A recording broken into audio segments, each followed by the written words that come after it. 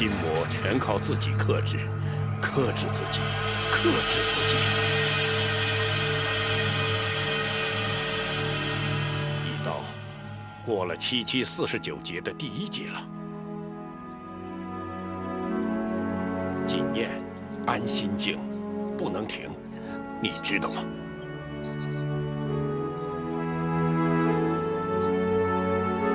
心如平湖，万籁俱寂。你见到了一团烈火了吗？火中飞起一条孽龙，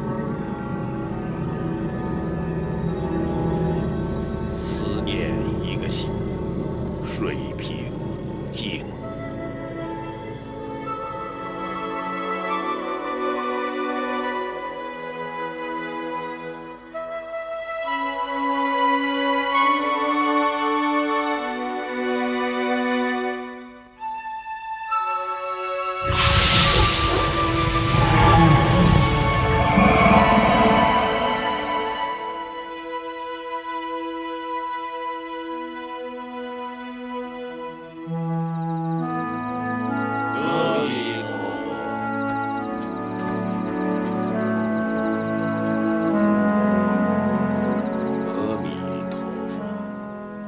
了凡师弟请我再来，就是要我看一看这跪满少林弟子的方丈室吗？了解师兄，少林寺第2代全在这里了。我们向师兄提出一个请求。师伯，刚才听到一刀施主大叫一声，大家顿生恐惧之心。师伯明鉴，佛门本是方便之门，本来不该有此要求的。师伯，佛门本是清净之地，不该窝藏朝廷侵犯，更不可容纳杀人狂魔。望师伯明察，本寺上下300多和尚全部跪在外面，望师伯大发慈悲。望师伯大发慈悲。贫僧想在此点化恶魔，似乎无此缘分了。请恕师弟失言，佛祖舍身卫护，本是僧众想学习的，可是全体僧人都佛法未深，心存恐惧，留下恶魔，会使众僧寝食不安，望师兄体谅。请师伯体谅。既然如此，师兄也不会强加于人。我马上带一刀离开少林寺吧。请师兄体谅。万事有因有果，贫僧早已知道。阿弥陀佛，阿弥陀佛。了结大师，你带一刀去哪里？施主，天大地大，自有藏身之处。后山有一个达摩洞，你我在那里继续闭关，解了魔障再说。大师，一刀有一个请求。请说吧。一刀趁今天念了安心经，又服了佛祖除魔丸，暂时压住心魔，想去水月庵见见娘亲。一刀已多日不见娘亲了。好，3个时辰以后便是日落。日落之前，你要回到达摩洞，切记切记啊！一刀。大师还有什么吩咐？你现在暂时功力全消，一切要小心。有人袭击你，你要躲避，不可力敌呀。谨遵大师之命。一切小心。去吧。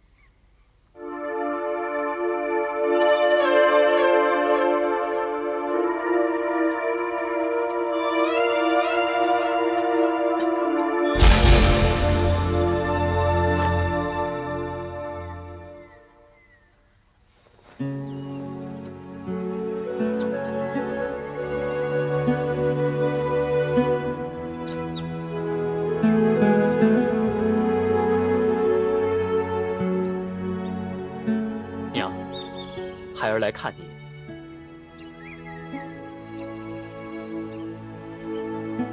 孩儿有缘得了结大师点化，帮助解魔。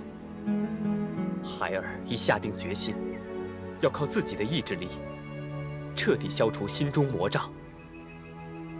善哉，善哉。过去的事情你就一一忘记吧。你与佛有缘，有高僧的点化，比起你爹来，已经有福很多了。只要你除了心魔，放下屠刀，佛祖也会饶恕你的。孩儿已下死志，如不除魔，便自行了断。有志者事竟成，这世间哪有做不到的事情？况且了结大师道行高深，他一定可以助我孩儿解除心魔。你就安心地随了结大师除魔去吧。是。每当心魔缠绕，还望孩儿记着娘亲这句话。孩儿谨记。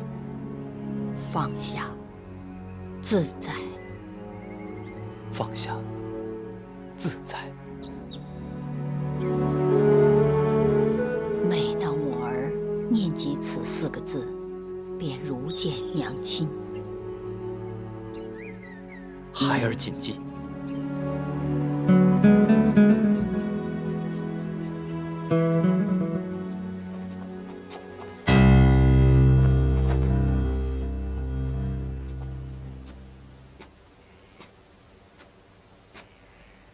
了结大师，一刀回来了。好，你先进去吧。朋友，来到达摩洞有何贵干，请现身吧。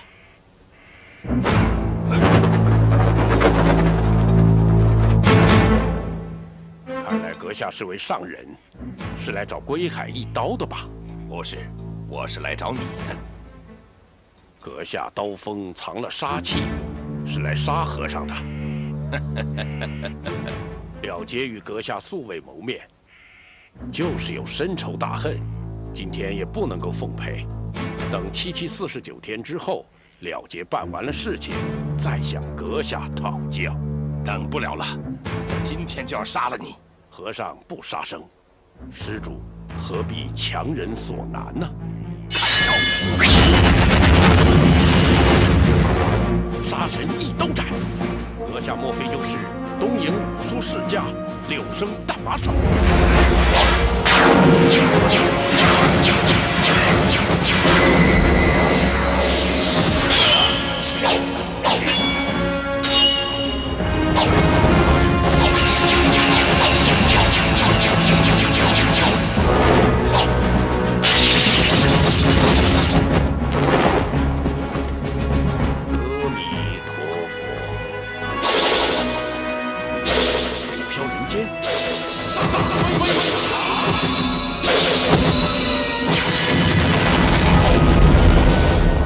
了结大师，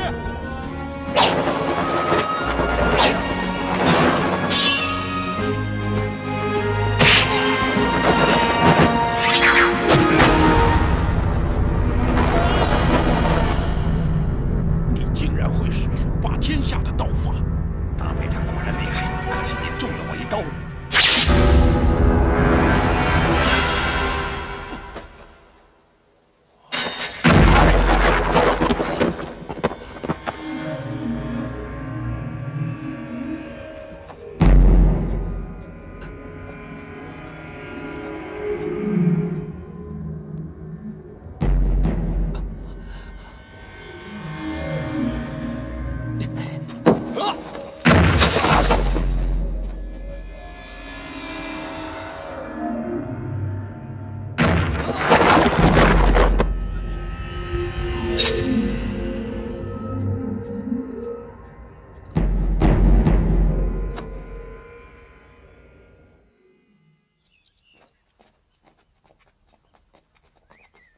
各位大师，在下3台8座，乃护龙山庄神猴手下，求见了结大师。施主，了结师伯昨天已离开少林寺了。离开了？那归海一刀呢？哦，他也随师伯离开了。他们去了哪里？贫僧只知师伯离开，去了哪里并不知道。他们有没有留下什么话？没有。他们是来闭关的，不会无缘无故的就走了吧？阿弥陀佛。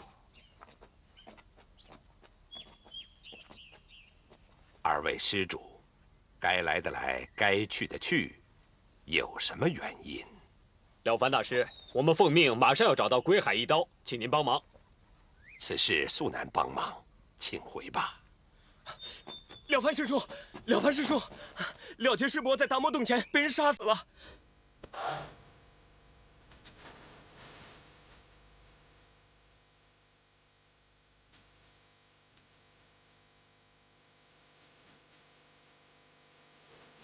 在那儿，快！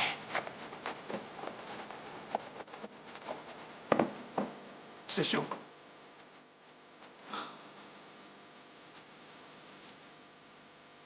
阿弥陀佛。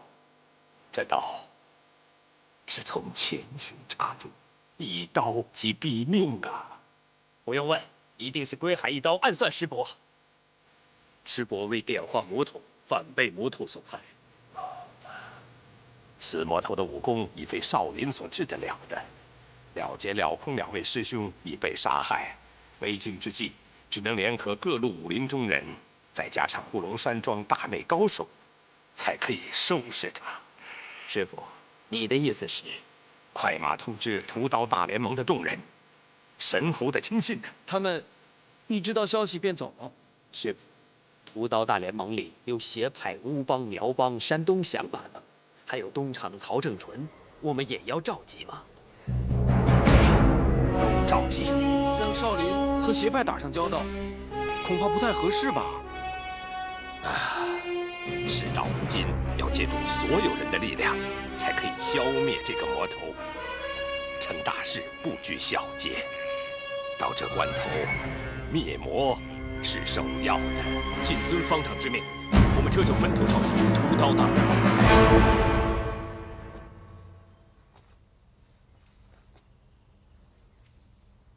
少林没有一刀的下落。回侯爷，没有。好，你们先下去。是侯爷。等等，你们去少林一事，不可以告诉任何人，包括海棠、天涯在内，知道吗？知道。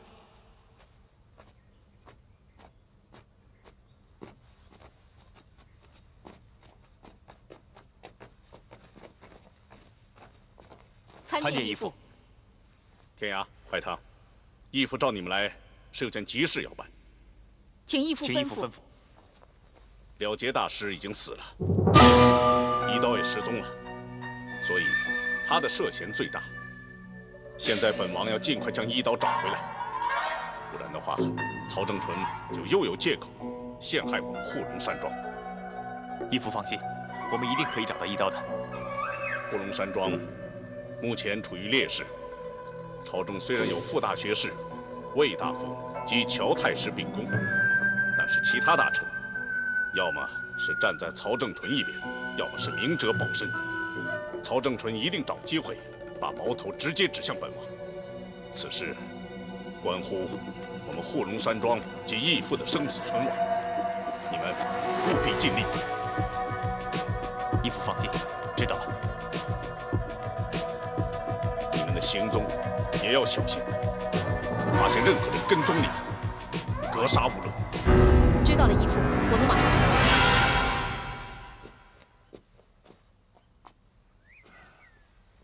各位施主，了结师兄为点化魔头，死在归海一刀手里。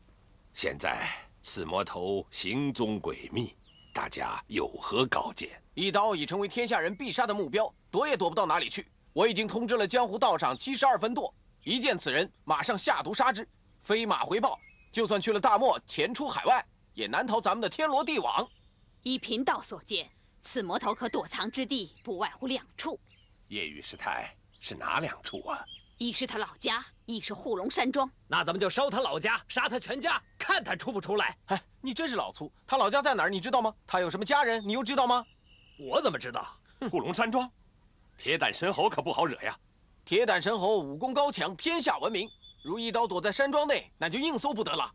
夜雨师太，峨眉派与护龙山庄素有来往，你老人家可否打探一下？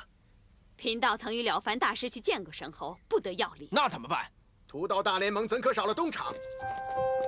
各位同道，你们不是申侯的对手，只有督主才可以跟他为敌。有话快说，少林寺不是你逞强的地方。了凡师兄，贫僧没有叛徒师弟。屠刀大联盟群龙无首，让东厂来领导，好不好？赞成！赞成！赞成！要搜护龙山庄，只有圣上下旨。大家怀疑申侯窝藏一刀，便要上朝见驾，要求搜查护龙山庄。好，那我们就上朝见皇上。阿弥陀佛，江湖中人与朝廷素无来往，贫僧认为不太合适。了凡师兄，大家都赞成，你不会反对吧？一切报在东厂身上。有督主支持，你还有疑虑吗？阿弥陀佛。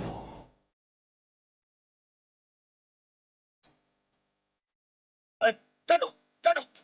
将军，在下骆菊生，假银科进士，后副侍郎，有奏折呈皇上。请转户部呈教。此乃密奏，望将军通传。与法不合。大胆！这里有少林方丈、峨眉派掌门人，都是武林领袖。小小一个守城将军，竟敢阻拦！骆大人，在下乃内廷总管，请教密奏代呈好啦。公公，你可能未见过在下，在下乃曹督主东厂客卿。失敬失敬。不过，谁人在宫前喧哗？本官乃文华阁大学士傅铁城。有事可向本官禀讲。傅大人，在下骆菊生乃……不要啰嗦，快讲。武林各派多人惨被护龙山庄密探归海一刀所杀，怀疑该庄窝藏侵犯，请皇上下旨搜查。放肆！铁胆神侯乃先王13子，自有丹书铁卷、尚方宝剑，护龙山庄更是军机重地，怎可让你们一般江湖粗人搜查？混账！如果护龙山庄真的窝藏侵犯，那该如何？大胆！诬陷神侯，妖言惑众，你小小一个东厂客卿，如何担当得起？就是曹正纯也不敢胡乱搜查护龙山庄。你汝等草民无知，快给我滚！如果他们再来，叫刑部来把他们收监。是。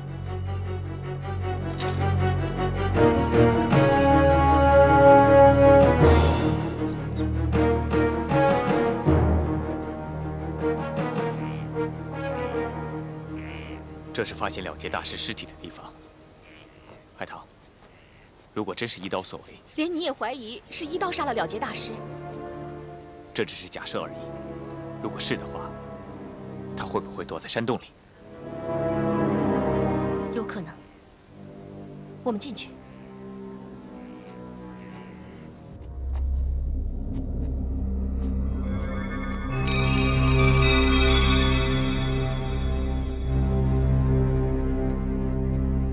一刀。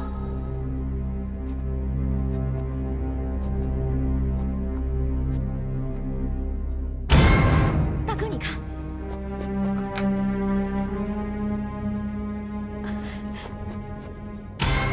这是一刀的。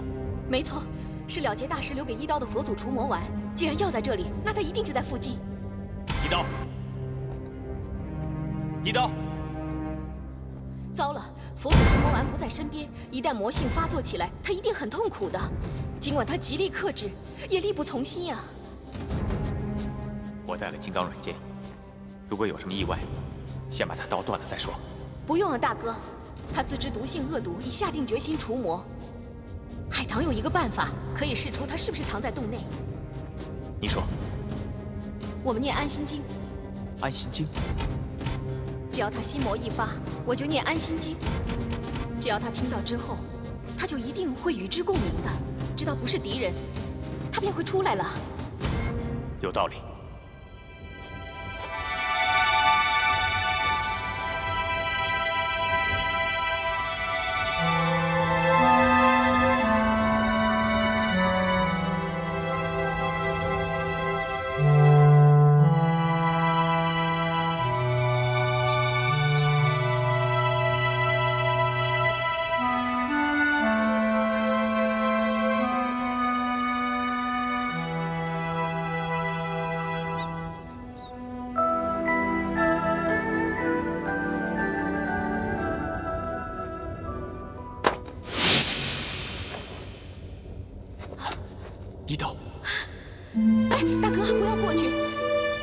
心魔搏斗，打扰了他反而不好。不如我们在洞外等他吧。一旦心魔压下，他就会出来的。我相信他会出来。也好。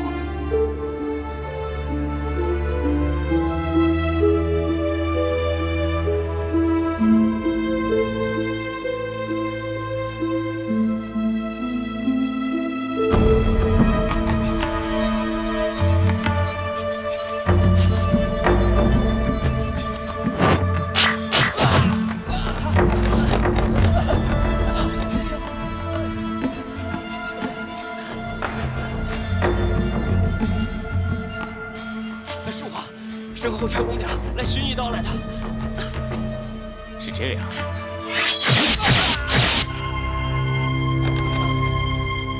可身后也吩咐过，有跟踪者，可杀无论。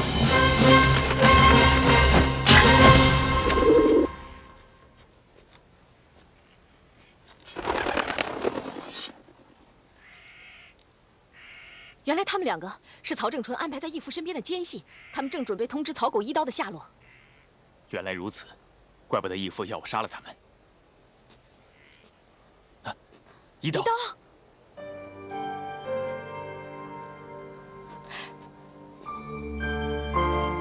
你觉得怎么样？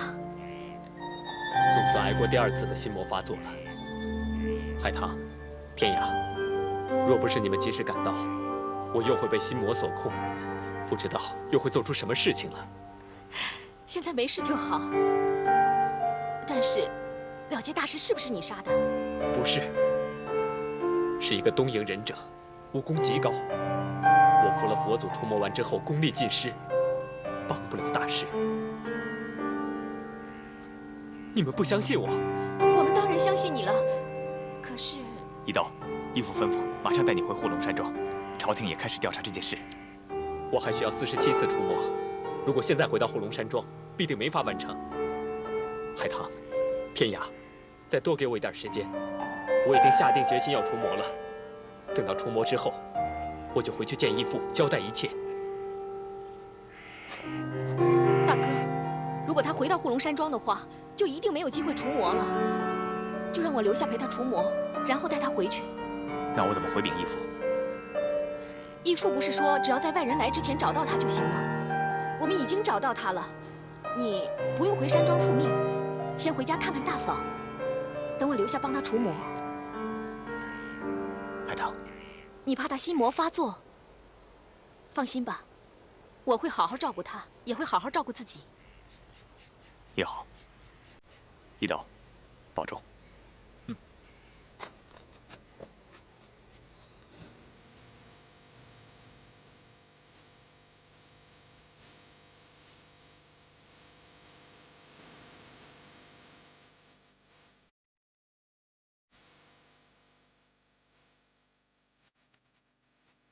天涯，你回来了。老儿好些了吗？他的病还未痊愈，身上很热。明天一早，我们带老儿到天下第一庄找赛大夫。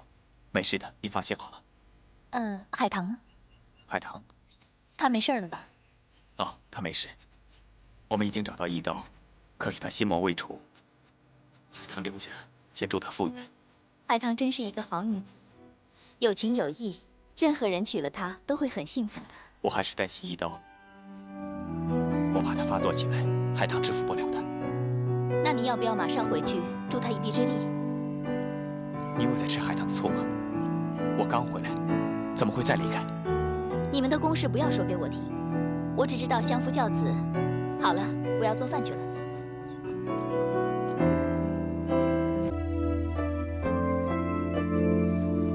哦，你们来了，娘。伯母。一刀，为何满脸杀气呀？一刀，快坐下，服一粒佛祖除魔丸就好了。没有了，怎么办呢？怎么办呢？一刀，听娘的话，放下，自在。放下，自在。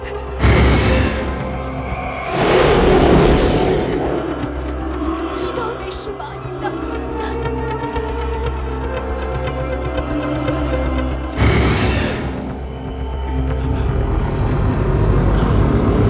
纪念安心经，不能停止的。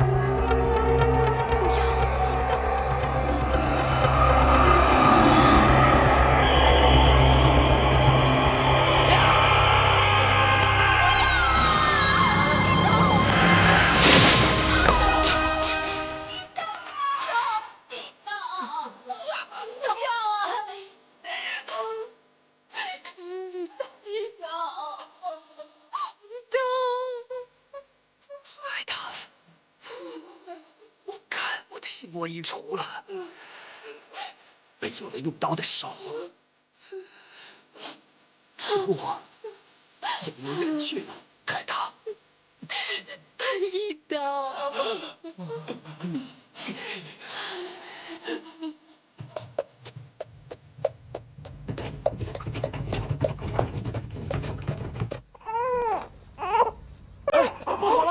不好了！王总管，什么事？黄蓉杀入天下第一庄，杀了赛大夫。了不得！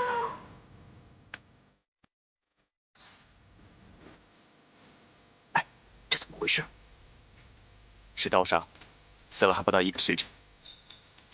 凶手怎么会来去无踪呢？这里的守卫都去哪儿了？我们都在坚守堡内，并没有发现可疑人物。王总管。我和飘絮来请赛大夫为老二看病，可是你看，赛大夫他的药箱还在身边，谁会这么一大清早请他出诊呢？我看我们还是先回报申侯吧。也好，飘絮，你先留在这儿，我马上回来。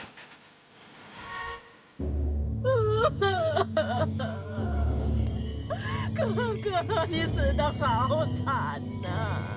母后。你不要再哭了，你已经哭了1个早上了。你看，害得我跟你一起哭，眼睛都哭肿了。皇上驾到！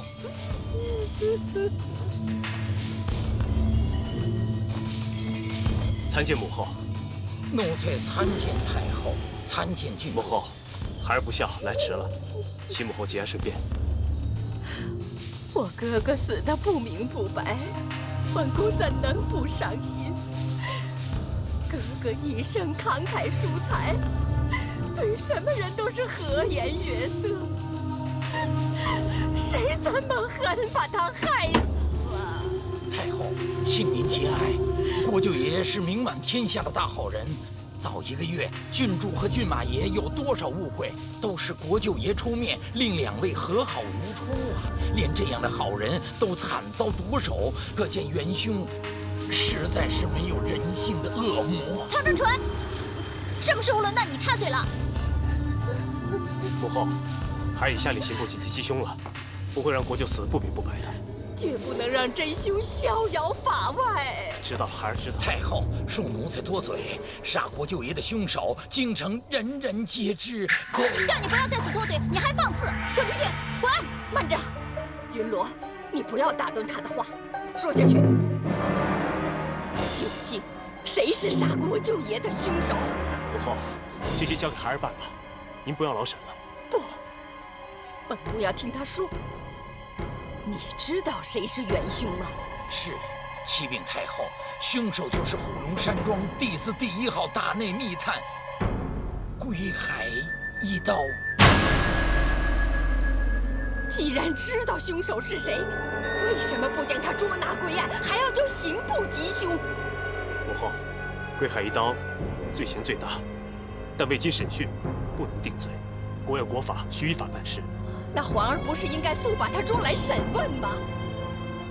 归海一刀已失了踪，没人知道他在哪。太后，不久之前，奴才已把归海一刀抓到手，可是申侯又把他给放了。什么？如果铁胆申侯没有把归海一刀放掉，那今天国舅爷也就不会惨死在归海一刀的手下。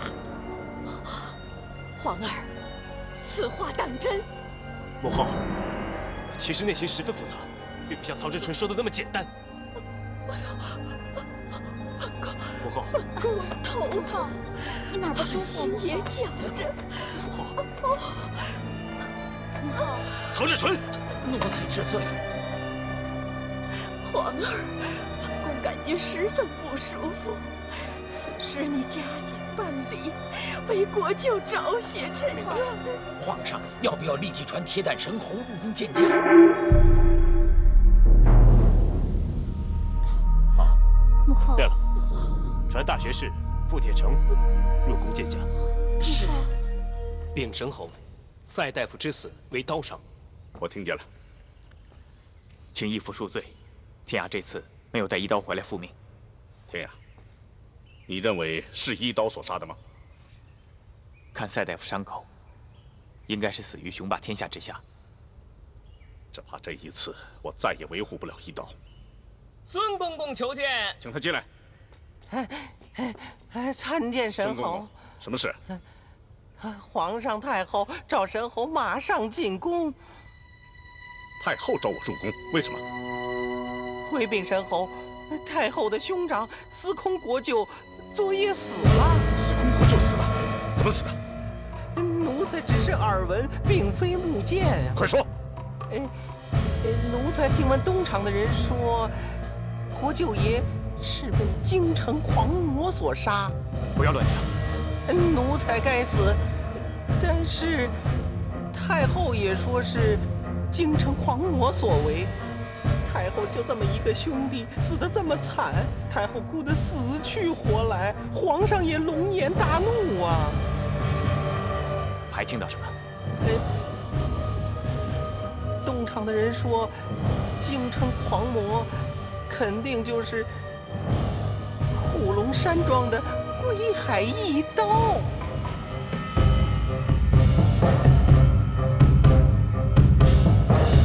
天涯，你就知道海棠在哪里？他应该在水源岸。大事不好，和我去书房，飞鸽传书，找海棠回来。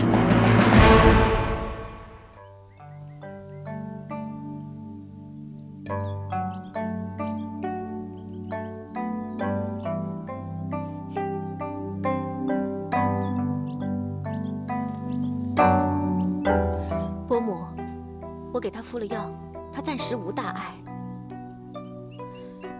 只是失血过多，恐怕需要休息1、2个月。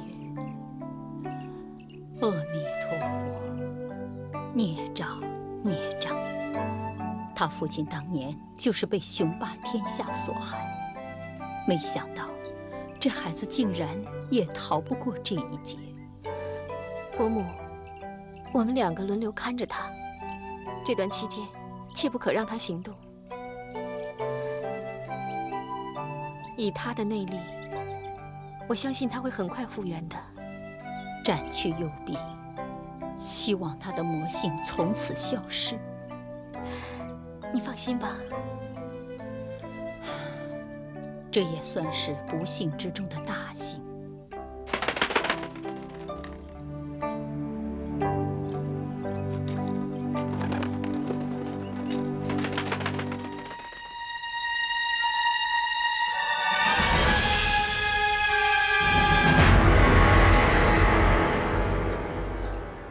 伯母，我有急事，一定要回护龙山庄。你帮我好好照顾一刀。海棠，你不必担心，有凭你在，我不会让任何人伤害我儿子。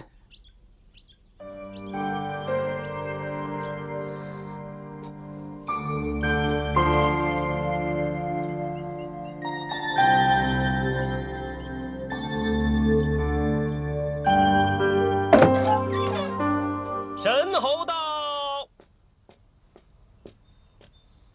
微臣参见皇上。不知皇上急召臣来，有何要事？你说。是。神侯，国舅爷昨晚惨死之事，想必你已经知道了吧？微臣已收到禀报，听说也是和赛花头那样，是一刀致命。启禀皇上，臣文华阁大学士傅铁城有事启奏。傅大学士，你如今已是一人之下，百官之上，官位等同于先朝的丞相，不必这样死板，有话便讲吧。皇上，礼不可废。微臣已指示刑部仔细检查国舅爷的尸体，可以12万分的肯定，国舅爷及赛大夫都是死于同一把刀之下，死于同一人之手。不知神侯对此有何异议呀？傅大学士，请继续吧。刑部也已肯定，凶手杀人的一招，是已在江湖失传18年的雄霸天下。神侯，您听到了？听到了，皇上。微臣已反复查问过刑部，精通刀剑伤口的专家绝不会错。当今武林会是雄霸天下的只有一人，那便是护龙山庄弟子第1号密探归海一刀啊！没错，表面证据看来正是如此。那神侯也认为，这归海一刀也是杀赛大夫及国舅的凶手。但是皇上，在江湖上，正所谓天外有天，强中自有强中手，所以除了归海一刀之外，未必就没有另一个人会是雄霸天下。那这人是谁呀？正在调查之中。哎，申侯，您这不是狡辩吗？不是狡辩，我只是认为，不应缺席审案就把归海一刀定罪。说的也对，立即缉捕归海一刀归案。皇上，慢着，申侯，莫非是您年纪大了，还是记忆力减退了？记得奴才曾抓住归海一刀被您放走的时候，您曾承诺地说，如果再发生狂魔杀人事件，愿受株连之罪。傅大学士，当时您也在场吧？傅殿成，是这样的。皇上，当时微臣确在场，申侯也的确曾这样答应过。可是申侯贵为王叔，不能单凭猜测之词便将他入罪，否则天下会责怪皇上不尊长辈。皇上，先皇一向依法治国，既然申侯承担了缉捕一刀不利之罪，甘受株连之责，若因申侯是皇叔，便有法不依，不受株连，那岂不是违背了先皇的遗训？皇上，行了，别再吵了，吵得这脑袋疼。给朕3天时间，仔细想想，再做定夺吧。退下吧。是皇上，是臣告退。申侯，别忘了第3颗天香豆蔻还在我的手里。你是想置我于死地？申侯言重了。义父，此事万万不可。本王的确在皇上面前许下承诺，如果一刀再心魔发作，杀了人，本王愿意受株连之罪。可是一刀并没有再杀人呢，至少他没有杀国舅爷。此话当真？海棠愿以性命担保，国舅爷是本月15日遇害的，但14日一刀未出心魔，在水月庵把自己的右臂砍下来了。当时我和他在一起，亲眼所见，至今他还在养伤，不能下床行走。试问他怎么可能用雄霸天下杀死国舅爷？一刀自断一臂，那他失血多不多？晕了多少时辰？我已经给他敷了药，并用大哥教我的伊贺疗伤心法帮他疗伤。他已经醒过来了，但只能喝点粥。如果自断一臂可以除心魔，也是值得。不如让一刀和曹正纯对峙，那义父便可脱罪了。没那么简单。正如您所讲，他现在还不能下床行走，又叫他怎么来自首？如果从大老远的运来京城，那么只会让他的伤势加剧。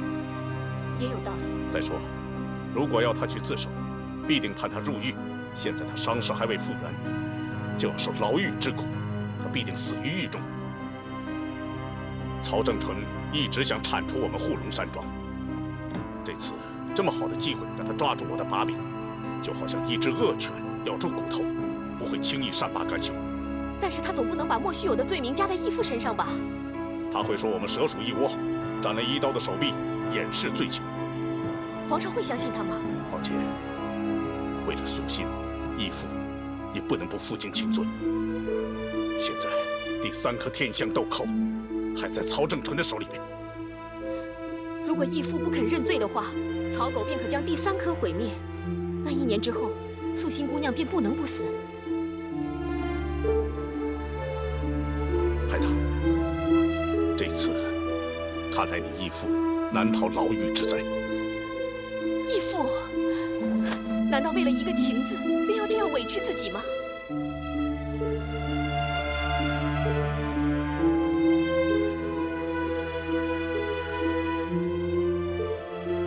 万物皆有情，你义父也是人，怎么可以避免呢？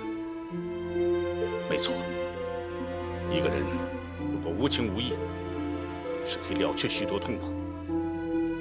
但如果变得如草木石头一般，一点感觉也没有，那生存还有什么意义？一刀虽然平日冷冰冰的，话也不多说一句，但他从8岁就已经跟着我，一转眼就18载，我怎么能对他没有感情？苏信收了我半张，昏迷了20年，我怎么忍心看着他1年之后便撒手人寰？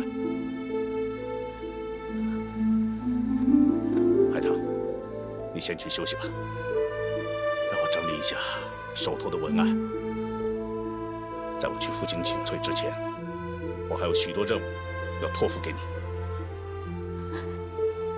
是，义父。申侯，今天是什么好日子？这么有兴致请本王来吃饭？干娘亲自下厨，很难得呀。对呀，她弄的都是皇叔喜欢吃的菜。是吗？让我看看。啊，果然是我最喜欢的菜式。老实说，这些小菜才能显示出厨师的本领。来，苏信，怎么突然这么好的兴致？素心是怕日后没有机会为申侯你亲自下厨了。苏信，你不用替本王那么担心啊，又不是去行刑处斩。他日捉拿到真凶之后，他们自会把我释放。师父，究竟发生什么事啊？你是皇叔，谁要抓你啊？海棠没跟你们说吗？那为什么你说怕我以后吃不到这些菜？我怕我身体不好，日后不能为你下厨。没什么的，苏信。正像你说的，毕竟本王是皇上的亲叔叔，给曹正纯天大的胆子，也不敢拿我怎么样。师父，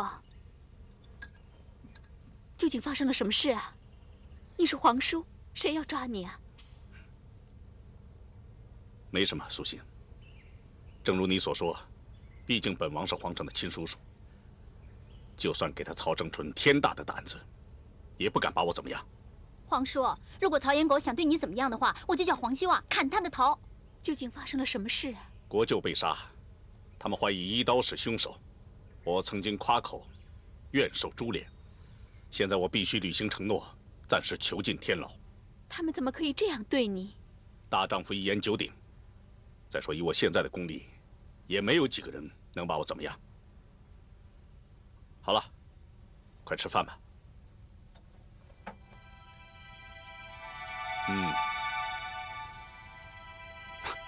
真是好吃。当年我没有机会享受你的厨艺，我真是没口福。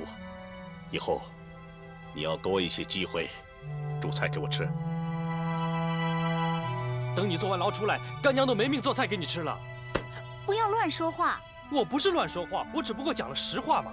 申侯为了一刀去坐牢，如果一刀不肯自首的话，又没有人捉到一刀，那么1个月捉不到一刀，申侯就要坐1个月；1年捉不到一刀，申侯就要坐牢1年。到时候干娘都没命了，煮再多的菜，申侯也没命吃了。我叫你不要乱说话，不要乱说话。郡主，菲儿说的话都没错，你别说他了。对，程氏妃说的不错，本王这次入天牢，不知道何时才能再出来。无事，不如你别去了。哎，申侯啊，那你和干娘呢，不如就像那个裘然客与红佛女一样，来个私奔出国，一起双宿双栖，都比坐牢要强啊！不行，本王是顶天立地的男子汉大丈夫，既然已经答应皇上，如果一刀再杀人，愿受株连之罪，我怎么可以不守这个承诺？好，申侯说得好，不愧是一条好汉。来，这一杯是我程氏妃敬你的。哎，你干嘛那么豪气干云？你是好汉呐，皇叔干嘛要喝你的酒啊？不，程氏妃这份心意，本王心领了。来，干杯！我先回去了，你们慢慢喝。哎，申侯大人，你趁着有时间多陪陪干娘，这些饭菜呢，我们来吃就行了。都是你扮好汉，好好的一顿饭被你弄得不欢而散。郡主老婆，你知道我为什么不做好汉呢？你当得成好汉吗？当得成也不当。我看戏里面的梁山伯好汉呢，个个都不得善终啊！我才不要做一个早死的好汉呢！老婆，我要长命百岁，跟你白头到老呢。你讨厌。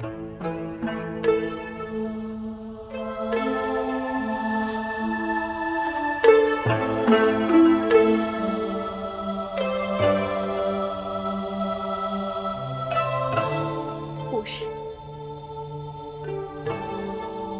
苏醒，真是对不起。为什么你会这样说？你并没有做对不起我的事。怎么会没有？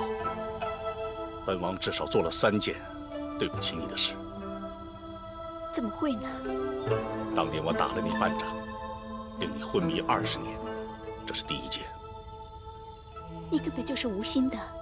这20年来，我找不到天香豆蔻来医治你，这是第2件。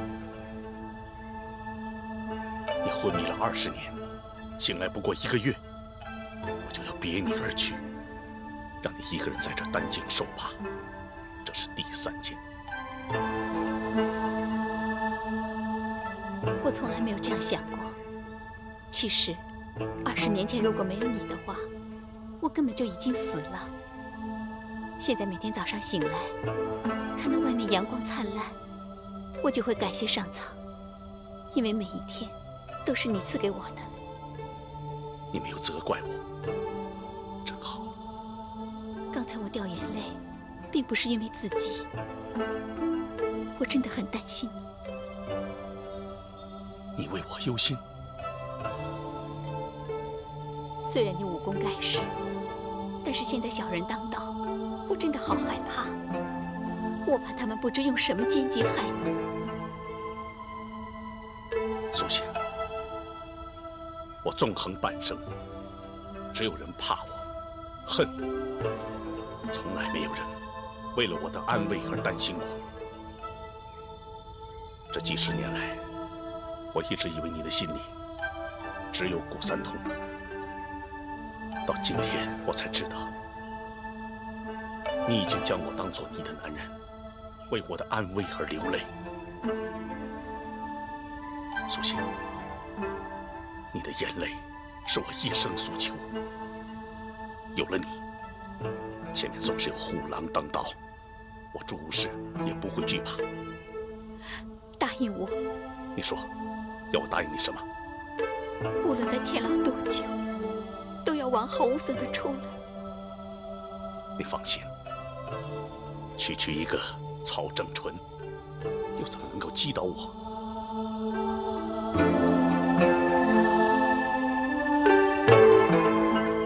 苏醒，其实我最担心的是你。你不用担心我的，我会好好照顾自己，等你出来。你不会武功，认识的人又不多。你不记得了吗？我已经有一个干儿子了吗？你说程世飞？他是鼎鼎大名的骏马爷，曹正纯不敢加害于他的。我想，你入天牢之后，我就搬过去跟他们住，你觉得怎么样？你能和他们在一起，这样我就放心了。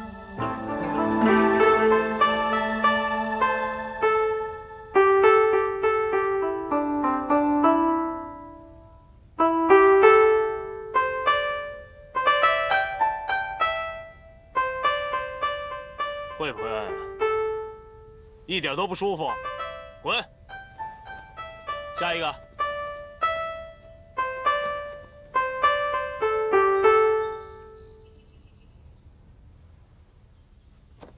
海棠，是你。嘘，皇上，我用了7色入梦散，让孙公公他们都睡着了，我才进来的，请皇上恕罪。你是来求朕，不要把申侯关进天牢。求皇上开恩。皇上，义父他不仅是海棠的救命恩人，他从小就抚养我、教育我。如果没有义父，海棠根本就没有今天。如今义父有难，无论要海棠做什么事，海棠都无怨无悔。那你为了申侯，愿当朕的妃子吗？是，我愿意。好，真是个重情重义的人。不过朕实在无法消受这份美人恩。为什么呀，皇上？普天之下莫非王土，只要皇上说一声。话虽如此，但海棠，你知道吗？这一次被杀的是国舅。曹正纯一口咬定，归海一刀就是凶手。上次申侯如此包庇他，你知道太后的懿旨，这是不能违背的。况且，这10个太监里面有9个是东厂的，这更不能随随便便放走申侯。怪只怪他当然大言不惭，轻言许诺吧。海棠知道皇上有千百个难处，但是看在义父忠心耿耿的份上，求皇上法外开恩，放过他。你的义父是忠心为国，但他太鲁莽了，他还包庇那个狂魔，他是作茧自缚。但是，朕不是不答应你，只是朕实在无能为力。海棠，你是个好女子，不过朕真的跟你没有缘分，但朕还是很欣赏你的个性的。你知道吗？多年来，朕一直在平衡东厂和护龙山庄之间的关系，让他们相互制约。但如今看来，已经平衡不了了。两虎相斗，必有一伤。不会的，皇上，皇上智虑过人，必有善策。朕当然希望自己的智慧能平定这个局面，但看来事情未必如愿。你知道吗？如果万一有一方倒下的话，都不是好消息。他们会迅速做大，威胁到我。皇上，海棠，朕知道你忠心为国，但政治上的事情，你们这些习武之人未必会明白。满朝的文武，人人都称忠良，但你根本不知道谁是黑谁是白，还有些是灰色的，随时会变成白或者黑，所以你根本不知道该相信谁。但是义父和护龙山庄一直都忠于皇上，忠心为国的皇上。那你为什么不求朕，不让朕把他关进大牢？如果你忠诚的话，你不会在这儿，而是会成为朕的妃子。其实忠于朕只是一个说法。如果朕整天只是夺臣之妻、残民自肥，或者无法无天，那你还会忠于朕吗？海棠深信皇上是个明君。你还是不明白。不过，你很快便会明白的。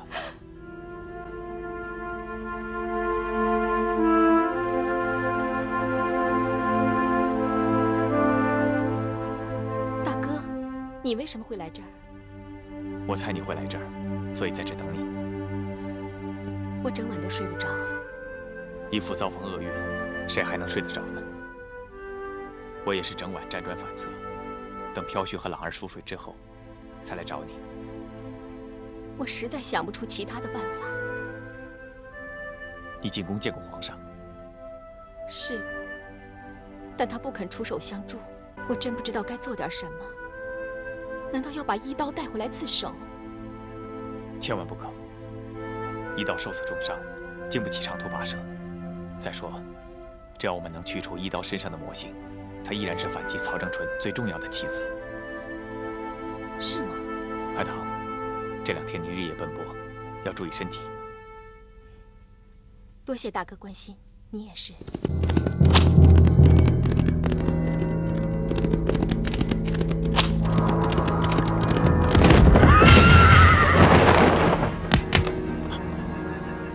多谢申侯相救。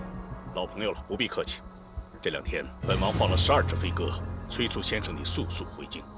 3001日夜兼程，死了12匹驿马，终于赶到。明天，本王就要进入天牢。张金九在途中已将整个事情的始末告诉我了。好，这样护龙山庄的存亡，同本王的功业，要全部托付给先生了。申侯，请放心，我一定不会让这个曹正纯奸计得逞。还有，百宝箱已经带来了。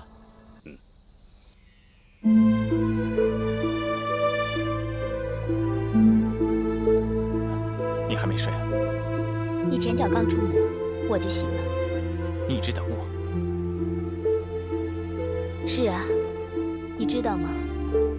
自从我们由蛇岛回中原以来，我没睡过一个安稳觉。每次你深夜外出，不平安回来，我又怎么能睡得着呢？让你担惊受怕了。天涯哥哥，你又去见海棠了？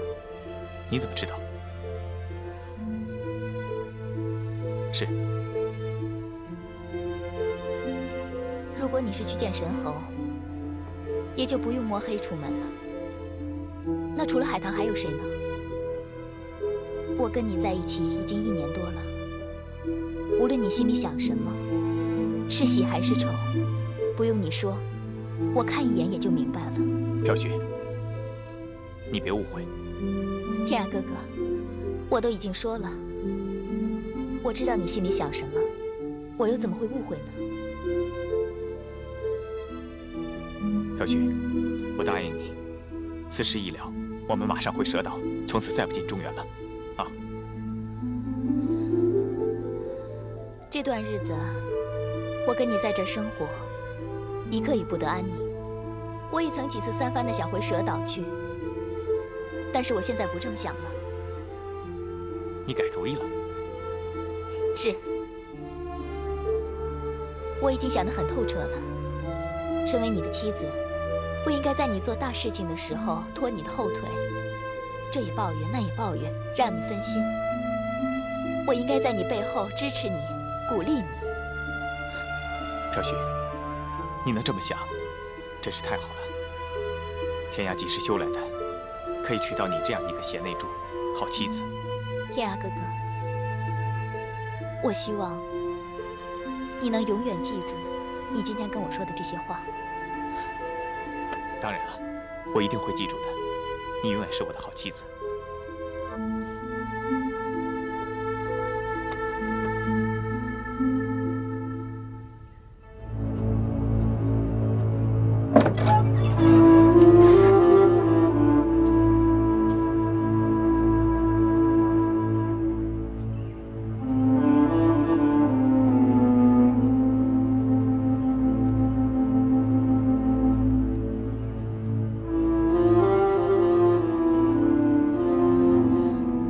我真担心义父这次会凶多吉少。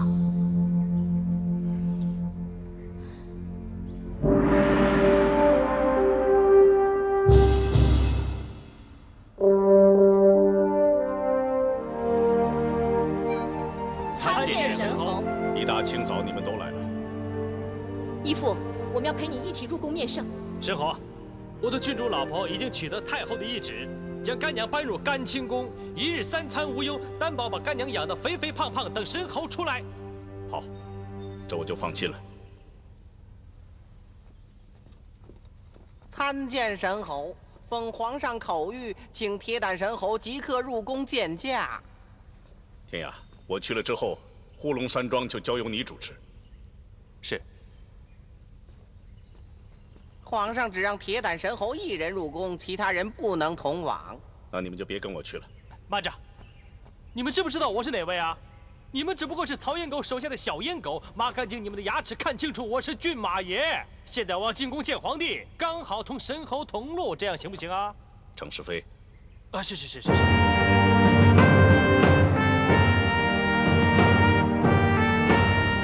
启禀皇上，奴才已将铁胆神侯带到。传铁胆神侯。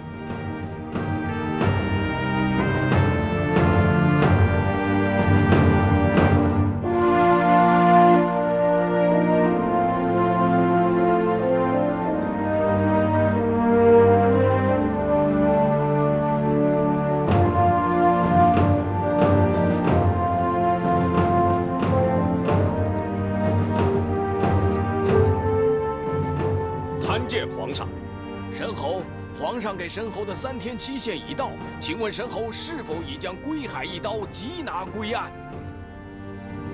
微臣已通令全国，全力追捕归海一刀，但是至今仍然没有结果。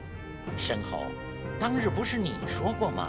假若归海一刀再犯事，你愿意担起追捕不利之罪，负起株连之责吗？禀告皇上，微臣的确这样讲过。皇上。神侯既然已承认做过这样的承诺，那就请皇上将神侯暂时囚禁天牢，交刑部看管及审问。朕还是认为，京城多宗血案，罪在归海一刀。他虽是神侯的手下，神侯当然也脱不了罪。但是，皇上，如果不把神侯送进天牢，恐怕天下的臣民都会说皇上是偏袒皇亲呐。只不过，皇叔之罪，有打入天牢那么严重吗？皇上，正所谓天子犯法与庶民同罪。微臣虽然是皇族，但也绝不会因此而破坏祖宗的法规。请皇上将微臣收入天牢。好，神侯果然是个敢担当的汉子。来人，在，将神侯带去天牢，叫刑部好好看管。慢着，启禀皇上，神侯是自愿进入天牢，当然不会挑战王法了。可是他的手下、江湖上的朋友，个个武功可是了得呀，保不齐他们要劫天牢啊！刑部的捕快武功不是他们的对手，依奴才的意思，还是交给东厂看管比较安全，亦可免除刑部的捕快所损受伤啊。你们爱怎么办怎么办吧，这案子朕不管了。奴才遵旨。来呀，把神侯带去天牢。是。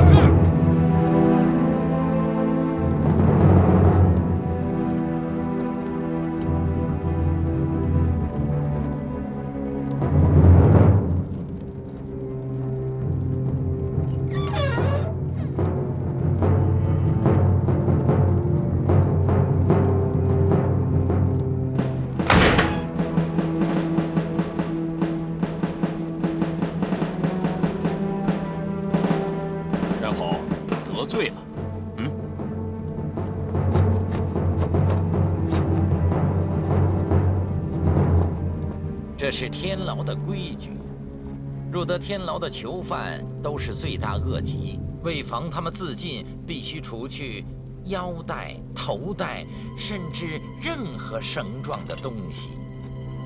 请。这也是天牢的规矩，为了防囚犯作反，必须把他们双手夹住，就连吃饭、沐浴也要夹着，除非是方便的时候，方可叫侍卫打开片刻。督主，神侯武功高强，一副木枷靠不住一条蛟龙的。说得对呀。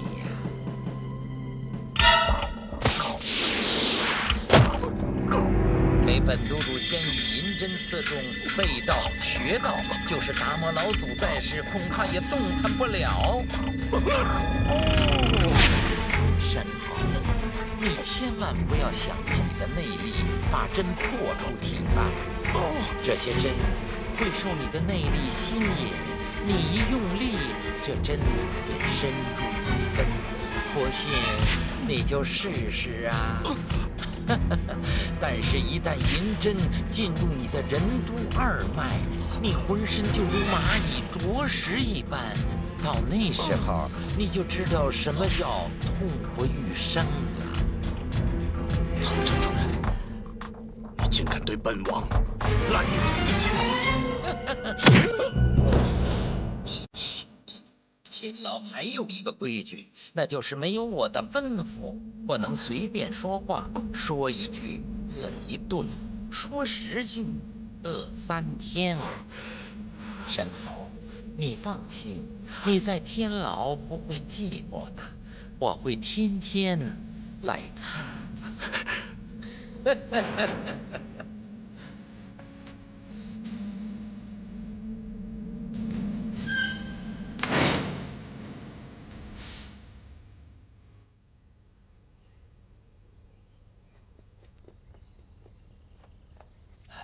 报告庄主，曹正纯在庄外。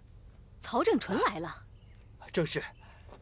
神侯一入天牢，这个阉狗便来了，还会有什么好事吗？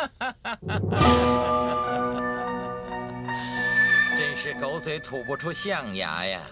海棠，此人是谁呀？哼，我便是天下第1大力士。哼，大言不惭。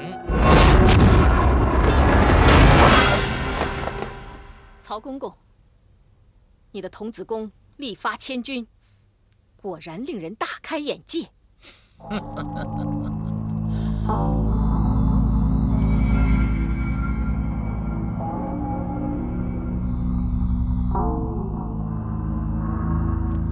谁看如此无礼？这个人又是谁呀？他是天下第一懒人，浪费米饭。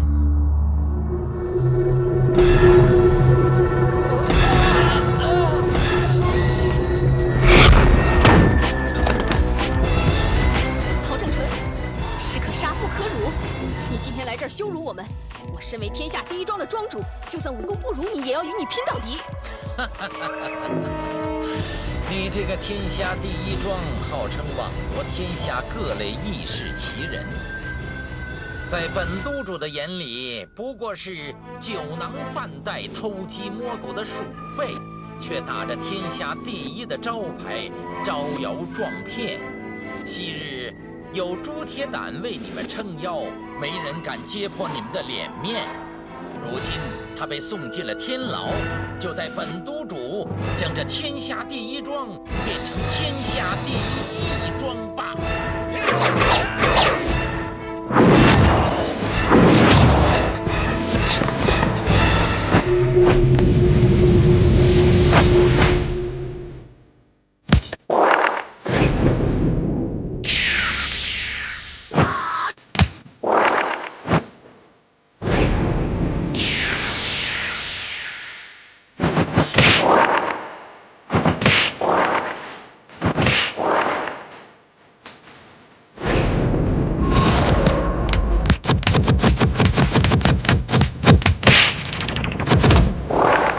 够了，江西四腿，请跪下。3000。曹公公干嘛这么动气，要置海棠于死地啊？是谁得罪了公公啊？敢问刚才就是江湖上鼎鼎有名的打不死的湘西四鬼吗？不错，他们就是武林中唯一练成魅影神功的湘西四鬼。这一套功夫御手为基。任何人给他缠住，无论用什么功夫，都会消失于无形，也都伤不到他们。相反，只会打得自己精疲力尽，虚脱而死。在下听说，这湘西四鬼从来没离开过湘西。20年来，中原8大门派3番5次的邀请他们出席武林大会，他们也没答应过呀。没错，湘西四鬼不想与中原的武林打交道。除了在下之外，没有人可以请得动他们。哦，这么说，本督主刚才是大饱眼福了。我万三千平生整天只想到发财，练武这么辛苦的事，我从来都没有恒心和毅力去做。但是江湖险恶，官场更加险恶，一个不懂武功的人很容易给人家计算。好在我万三千还算有点薄面，湘西四鬼肯答应当我的保镖。有他们在我身边比较安全。堂堂全国首富万三千大人，谁还敢得罪你啊？话不可以这样说。就拿天下第一庄来说，海棠虽然是庄主，但在他背后拿银两来支持他的却是在下。想不到多收了几个人，都得罪了曹公公你。原来万兄才是天下第一庄的老板。没错。任何人和天下第一庄过不去，就是跟我万三千过不去。既然如此，本督主就不打扰了。飞鹰，咱们走。是，不送了。万兄，见到你真好。你怎么会来京城的？我听到神侯有难，心想海棠需要我帮忙，所以就连夜赶回来了。这样就好了，你一来，义父就有救了。无端端又杀出个万三千来，看来要铲除铁胆神侯的狐群狗党更棘手了。万三千的势力真的那么大？唉，谁能敌得过一个才字呀？没人知道万三千有多少家私，据说比国库还多呀。再加上他仗义疏财。所以江湖上没有几个人是他请不动的。那看来我们更需要去护龙山庄了。对，现在就去。开门。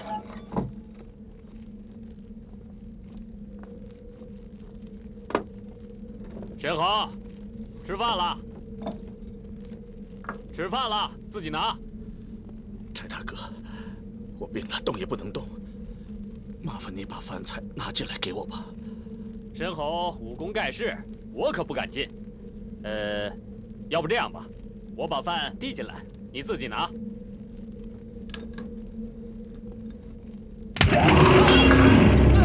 申侯，你的手怎么像烧红的铁一样热啊！本王们吸功大法，不只是吸走别人的武功，还可以将自己的武功传给对方手上面。申侯，我不要你的武功。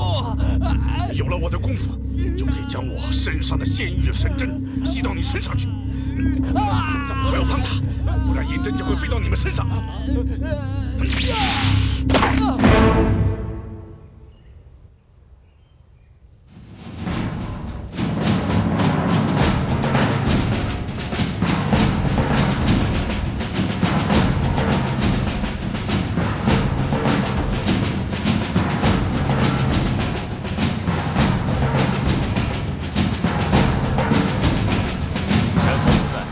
山庄已经停止了一切工作，不知曹公公到此有何贵干？督主要取护龙山庄档案室里的所有卷宗。对不起，没有神侯的指令，档案室的档案不能予以外人。段天涯，你是真不知道还是假不知道啊？神侯不在，护龙山庄便归本督主管辖。是吗？护龙山庄成立之时，先皇曾经赐予丹书铁卷，未知曹公公可有丹书铁卷在手？哼。本督主不需要任何丹书铁卷，任何人敢阻挡本督主，只有死路一条。不错，曹公公如果硬闯，以天涯的武功修为，自然是无法阻拦。但这么做，未免不把先皇的丹书铁券放在眼里。曹公公，你就不怕犯欺君之罪吗？你有本事到皇上那儿去奏我一本呢？你。躲开！来，带曹公公去档案室。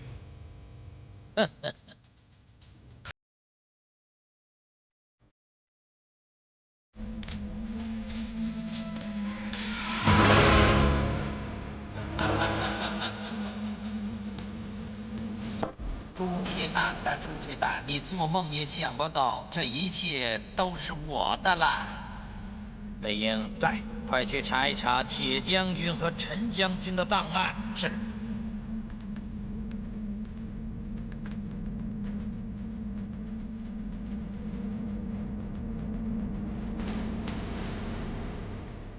中州府铁大将军铁青的档案。好，本朝分10大兵区，掌握着全国的军队。这铁将军指挥的军队是最精锐的铁骑军，快打开看看有什么把柄可以抓住，破的交出兵符。是空白的。快去看看其他的。是。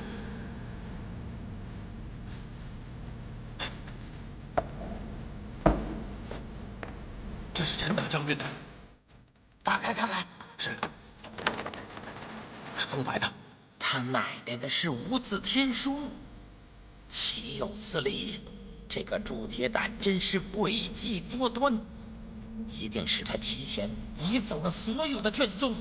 据说神侯这几10年来收集了上万的档案，短短3天不可能把他们都移走。那这……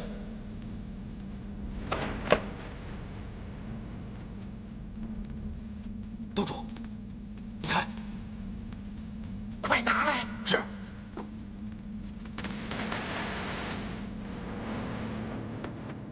这是您的。是。打开。是。我倒要听听他是如何说的。我念：曹正纯1岁丧父丧母，不知真实姓名为何，被太监曹阿满收养为义子，跟随姓曹。为人阴险奸猾，无恶不作，民间多骂他为曹烟狗，还放他娘的屁！走！督主，你来的正好。发生什么事了？神侯把吸功大法传入他体内，然后银针便飞到他身上去了。好一个狡猾的朱铁蛋！走。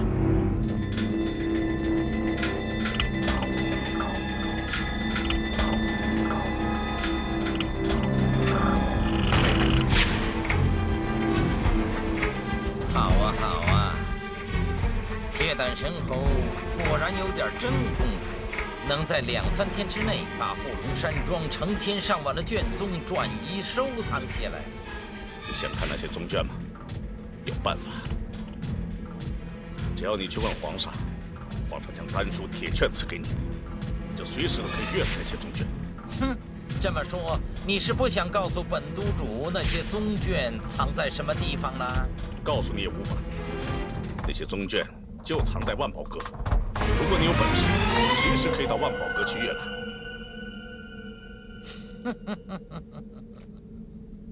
神侯心情真好，这个时候还跟本督主开玩笑。督主负责东厂守卫工作，要把成千上万的卷宗搬到万宝阁，我们哪有不知之理啊？没想到这2条狗都是这么聪明。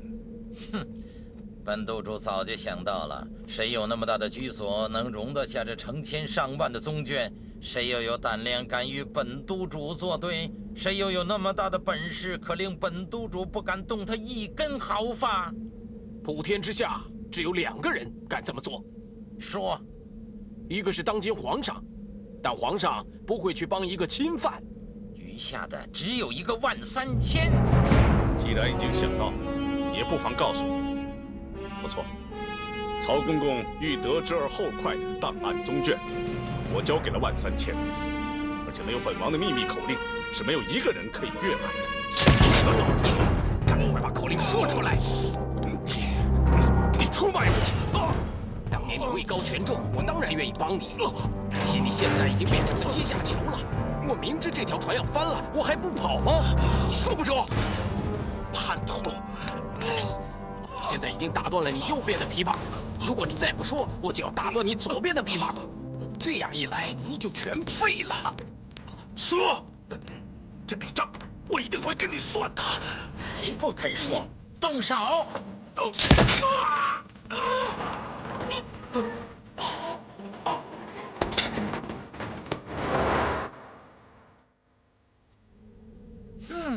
还说什么神功盖世，让人家穿了2个琵琶骨就熬不住了。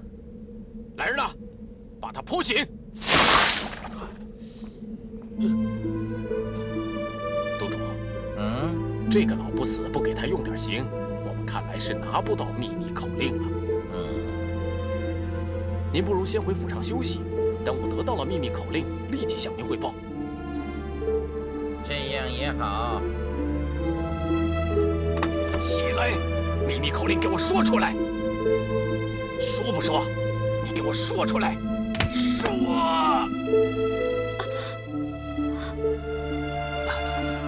干娘，怎么回事？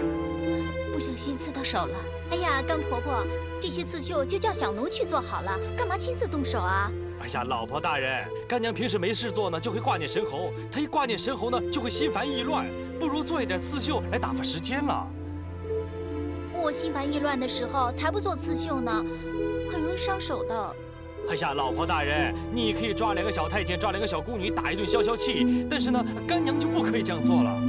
哎，干婆婆，要不要我找2个太监来让你打一顿消消气啊？哎呀，老婆大人，干娘平时为人贤良淑德，平时连蚂蚁也不肯踩死一只，你怎么可以让她去打人呢？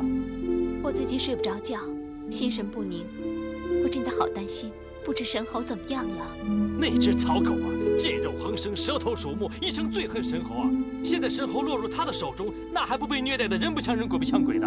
程氏妃，干婆婆已经心焦如焚了，你还吓她？哦，对不起，对不起，我错了。郡主啊，我真的好挂念神侯，不如明天你们2个陪我去看看他。可以啊，干婆婆，我陪你去。我是郡主，他们不敢怎么样。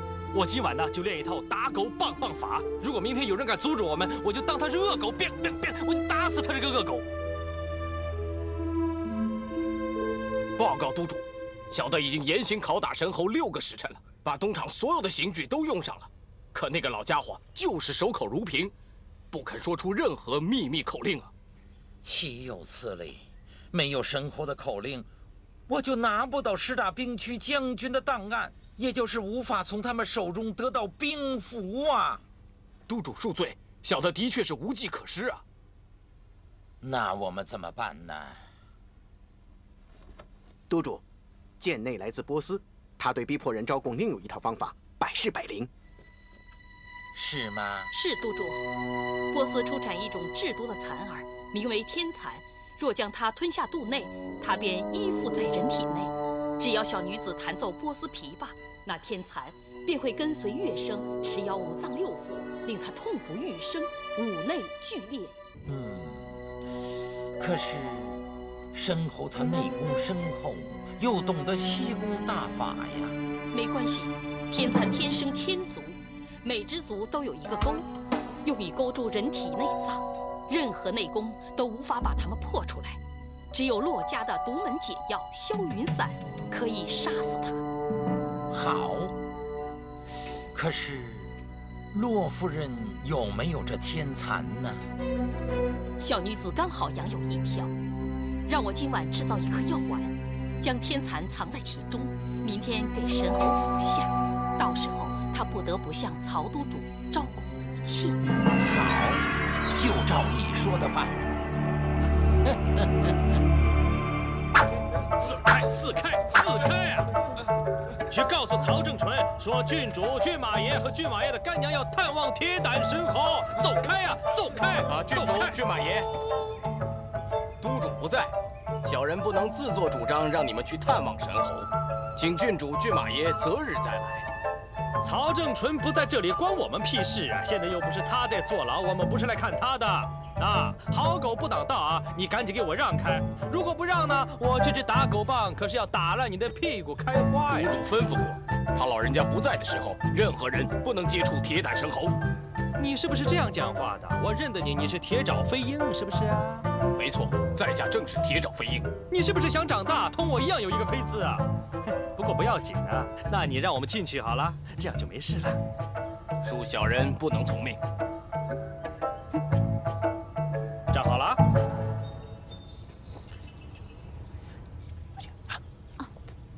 甘伯伯，待会儿程世飞动手缠着他，我们就跑进天牢探神侯。他们投鼠忌器，不敢对我们动手。我打你这只挡路的狗！我打你的狗头狗身狗屁股！抓呀，抓呀！没胆是吧？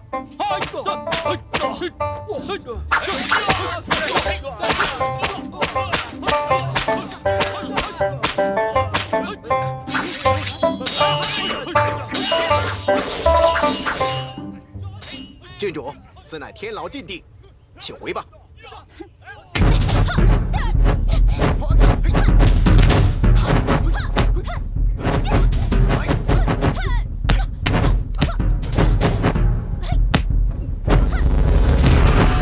快走！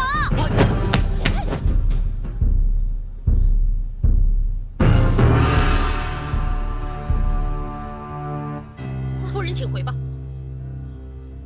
不行，我要见神侯。你要见神侯吗？先吞下这颗丸子。这是什么东西？天牢深入地底，湿气重。这是驱风避寒的丸子，你不吞下去，我不能放你进去。你再不吞下这个丸子，我就当你硬闯天牢禁地，一刀把你劈成2半。给我！如果我吃了它，你就让我见神侯。当然。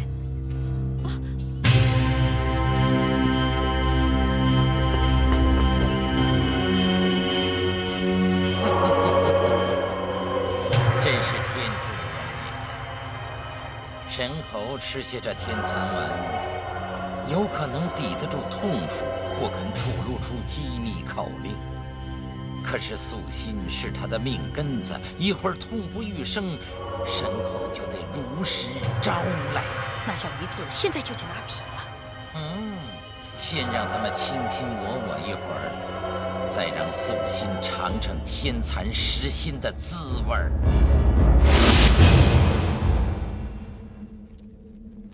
无事，无事。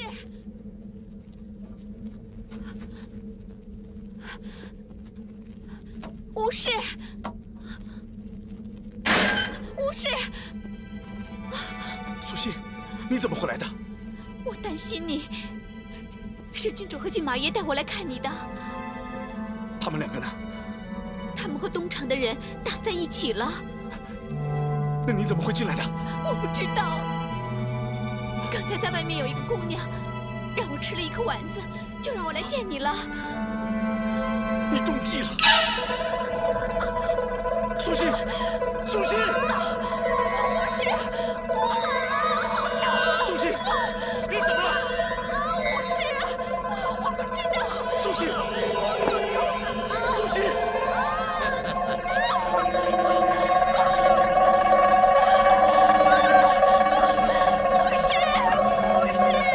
苏西，苏西！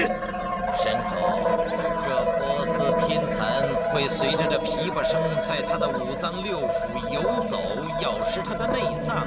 你看到素心姑娘痛苦的样子，难道就没有一点怜香惜玉之感，就忍心看着素心姑娘吃苦吗？曹正春，这个卑鄙无耻的贱狗，用素心来威胁本王，你是不是男子汉？你说的不错，我根本就不是男子汉，我是太监。快告诉我秘密口令，要不然素心姑娘还有苦头要吃。